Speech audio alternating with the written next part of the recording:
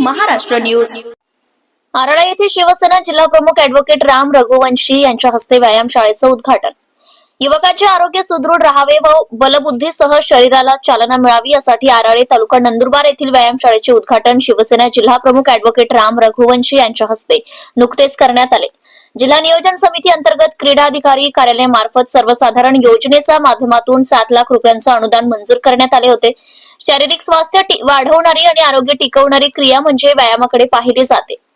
नियमित व्यायामाने अनेक रोग टाळता येतात आणि शरीर निरोगी ठेवण्यासही मदत होत असल्याची बाब या ठिकाणी लक्षात घेऊन शिवसेना जिल्हा प्रमुख ॲडव्होकेट राम रघुवंशी यांच्या प्रयत्नातून आराळे गावात जिल्हा नियोजन समिती अंतर्गत प्राप्त निधीतून व्यायाम शाळेचे बांधकाम झाले आहे। व्यायाम शाळेचे उद्घाटन शिवसेना जिल्हा प्रमुख ॲडव्होकेट राम रघुवंशी यांच्या हस्ते नुकतेच करण्यात आले।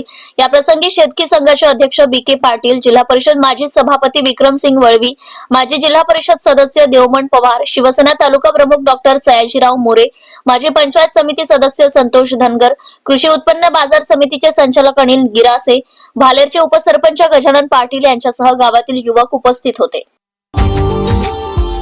Subscribe now and press the bell icon. Never miss an update.